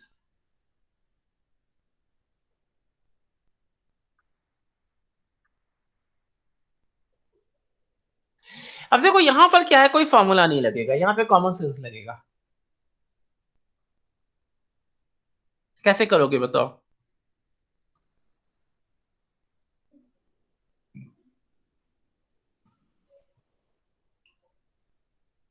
देखो एक डाइस को 2 बार रोल कराते हैं, तो how many combinations can be obtain? Obviously you can obtain just 36 combinations, जैसे पिछले क्वेश्चन में हमने देखा।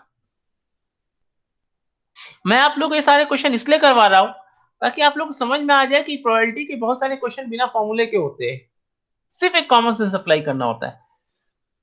तो यहाँ पे 36 कॉम्बिनेशन हैं और बोल रहा है कि ऑड नंबर भी फॉलो एन इवन नंबर। तो पहला नंबर इवन होगा, 2, 4 या 6 हो सकता है। दूसरा नंबर ऑड होगा, तो 2, 1, 2, 3, 2, 5 हो सकता है, 4, 1, 4, 3, 4, 5 हो सकता है, 6, 1, 6, 3, 6, 5 हो सकता है। तो कितने कॉम्बिनेशन हो गए टोटल? और टुगेदर 9 कॉम्बिनेशन हो गए। बात समझ में आ रही है? Yes, Yes, sir. sir. है ना? तो हमारा जो इवेंट ई है, इवेंट ई में क्या हो जाएगा देखो, 2, 1 हो सकता है, 2, 3 हो सकता है, 2, 5 हो सकता है, 4, 1 हो सकता है, एंड सो ऑन। ठीक है, और हमारा जो सैंपल स्पेस है उसमें कितने कॉम्बिनेशन हो सकते हैं? 1, 1 हो सकता है, 1, 2 एंड सो ऑन, ऐसे करते हुए लास्ट में चले गए 6, 6 हो सकता है। तो यहाँ पर cardinal number of sample space कितना आ रहा है? 36 आ रहा है। कार्डिनल नंबर जानते हैं आप लोग? कार्डिनल नंबर क्या होता है? कार्डिनल नंबर कहते हैं टोटल नंबर ऑफ एलिमेंट्स। ठीक है, तो प्रोबेबिलिटी ऑफ एनी इवेंट, जैसे यहाँ पे कार्डिनल नंबर ऑफ ई क्या आ रहा है? Any, this is equal to 9। तो probability of occurrence of event e, this is equal to cardinal number of e divided by cardinal number of, ये आपको कल की क्लास में मैंने, मतलब पिछली क्लास में मैंने बताया था कि इवेंट्स के number of elements in event divide by number of elements in sample space, और नंबर ऑफ एलिमेंट्स को ही हम लोग कार्डिनल नंबर कहते हैं। कितने एलिमेंट्स हैं यहाँ पे? तो यहाँ पे 36 एलिमेंट्स हैं, यहाँ पे 9 एलिमेंट्स है। देखो ये जो आपका ऑर्डर्ड पेयर मिल रहा है, now this will be treated as an element, ये कॉम्बिनेशन एक एलिमेंट की तरह ट्रीट होगा। तो this will be 9/36, this is equal to 1/4। अब आप यहाँ पे फॉर्मूला ढूंढते रह जाते, ठीक है, कि हाँ कौन सा लगेगा। यहाँ पे कोई फॉर्मूला नहीं लगेगा, यहाँ पे एक सिंपल तरीके से आप सॉल्व कीजिएगा। चलिए नेक्स्ट देखते हैं हम लोग। एक बड़ा एक पेटेंट टाइप का क्वेश्चन देखते हैं। 3 boxes B1, B2 and B3 have red and white balls as given below. If one ball is drawn randomly, the ball turns out to be red. What is the probability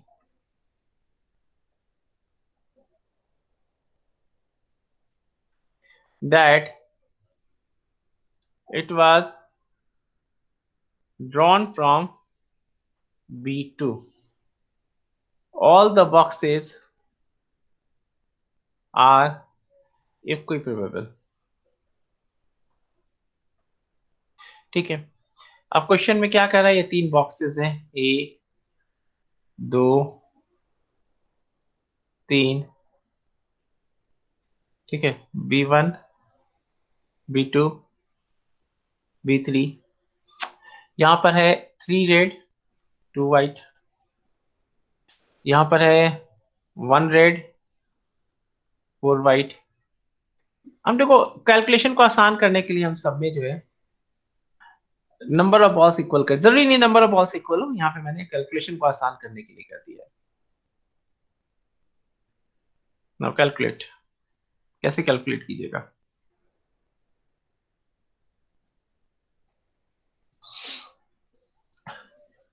अब देखिए यहाँ पर कैसे करना है हमें। देखो एक चीज तो गिवन है कि PB1 is equal to PB2, इक्विप्रोबेबल लिखा है ना, ऑल द बॉक्सेस आर इक्विप्रोबेबल, तो PB2 इज इक्वल, अगर तीनों की प्रोबेबिलिटी इक्वल है और 3 है तो ऑब्वियसली बात है 1/3 1/3 1/3 हो जाएगा। यहाँ पर probability of red from box B1 this is equal to हो जाएगा 3/5, ठीक है। यहाँ पे probability of red from box B2 now this will be equal to 1/5 और probability of red from box B3 now this will be equal to 1, सिर्फ और सिर्फ रेड है, तो B3 से बॉल निकालिएगा तो रेड ही निकलेगा, यहाँ कोई व्हाइट बॉल है ही नहीं।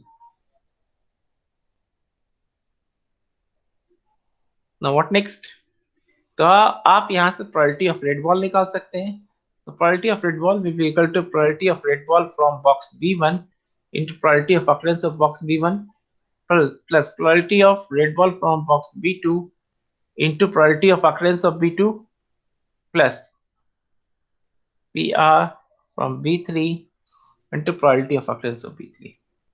So this will be equal to R from B1 क्या probability है 3/5 into 1/3 plus 1/5 into 1/3 plus 1 into 1/3, ये वैल्यू कितनी आ जाएगी बताइए, 3 plus 1 4/5, देखो 3/5 ऐसे करते हैं, 1/3 को कॉमन ले लो, 3/5 plus 1/5 plus 5/5, तो 3 1 4 5 9 9/5, तो 1/3 इंटू 9/5 हो जाएगा, so this is equal to 3/5,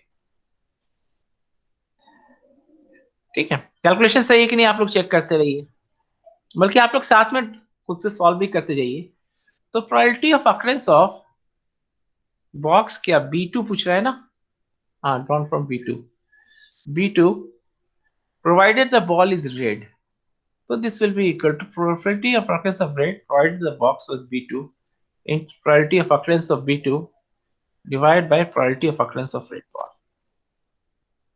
तो ये कितना आ जाएगा 1/5 into 1/3 divided by 3/5, तो this is equal to कितना हो जाएगा, देखो this 5 and this 5 will get cancelled out, so this is equal to 1/9।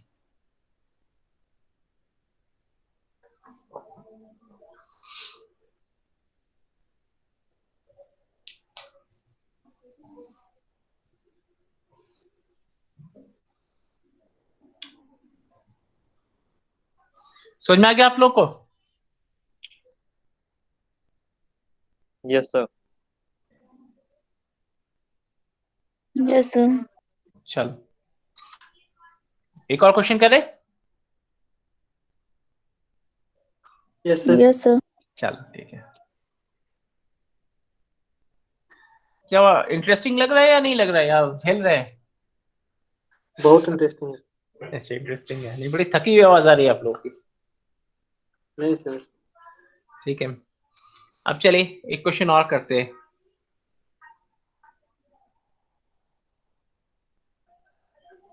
Three companies, देखो मैंने आप लोग को जितने तरह के क्वेश्चंस करा दिए, गेट में ऑलमोस्ट इतने ही तरह के क्वेश्चंस होते हैं, तो आप लोग एक काम कीजिएगा, गेट का क्वेश्चन बैंक है सबके पास? Yes sir. ठीक है, तो आप लोग आज आप लोग का होमवर्क रहेगा कि आप लोग घर पे जा करके मतलब घर पे तो है ही आप लोग, तो आप लोग जो है घर पे ये प्रोबेबिलिटी के सारे क्वेश्चंस कर जाइए, ठीक है। किसी में प्रॉब्लम होगा तो हम लोग बाद में डिस्कस कर लेंगे। हम लोग कोई एक दिन तय कर लेंगे कि उस दिन जो है सिर्फ और सिर्फ आपके इस तरह के डॉट्स जो होंगे उसको सिर्फ देखेंगे। तो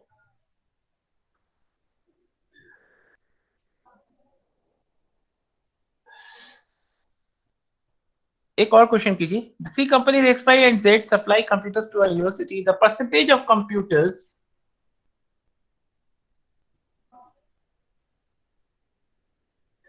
supplied and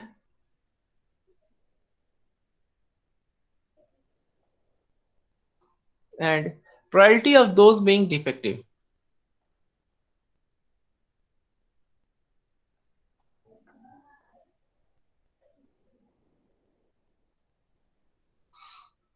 Are tabulated below.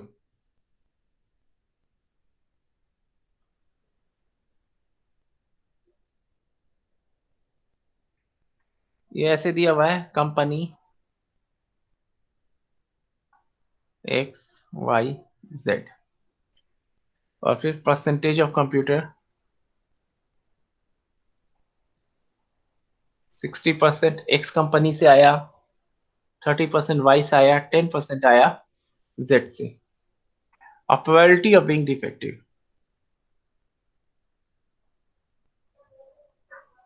probability of being defective is 0.01, 0.02, 0.03.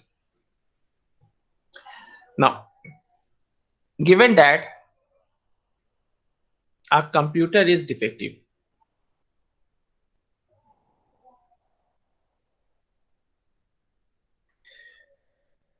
the probability that it was supplied by Y is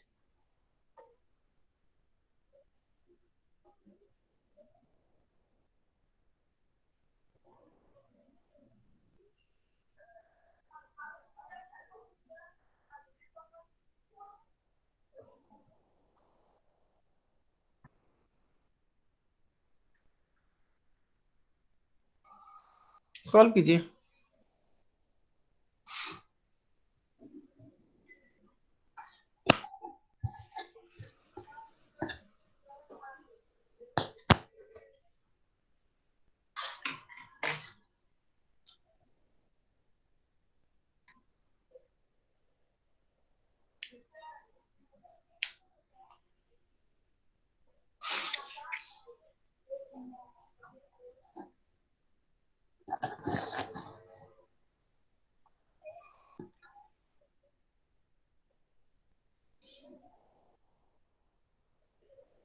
Now we'll solve this.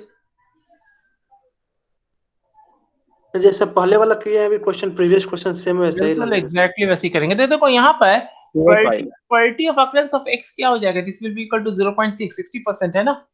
Probability of occurrence of y क्या हो जाएगा 0.3 and probability of occurrence of z क्या हो जाएगा 0.1। बस इस बात का ध्यान रखिएगा। पिछली बार तीनों बॉक्सेस की प्रोबेबिलिटी बराबर थी, इस बार तीनों की बराबर नहीं है।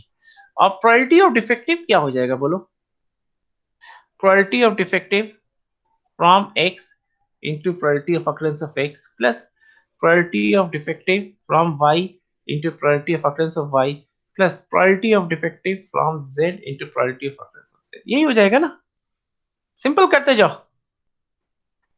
ये कितना दिया 0.01 into 0.6 plus 0.02 into 0.3 plus 0.03 into 0.1 कितना हो जाएगा बोलो, 6 plus 6 12 plus 3 15 तो 0.123 हाँ तो 0.15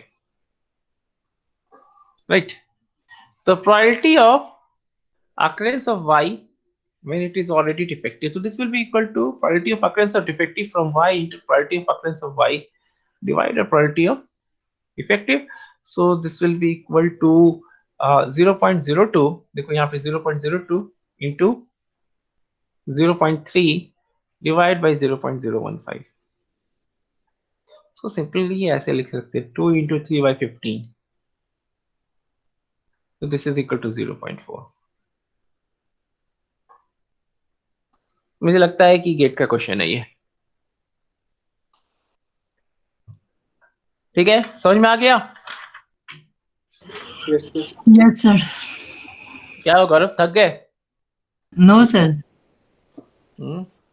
चलो ऐसे हालांकि अभी 2 घंटा नहीं हुआ लेकिन 9:30 बज चुका है, तो आज की क्लास से ड्रॉप करते हैं। कल हम फिर क्लास लेंगे। कल संडे है, ये मत बोलना कि संडे है, ठीक है। अब तो आप लोग हॉस्टल में भी नहीं है कि कल कपड़े 7 धोने से हैं। कल 7 बजे से लेंगे, यस एग्जैक्टली। कल 7 बजे से लेंगे। कल मुझे बाहर भी नहीं निकलना है, तो Yes, कल 7 बजे को पहले हम रिकॉर्डिंग ऑफ कर दे, तब बातचीत करते हैं हम लोग। मेरी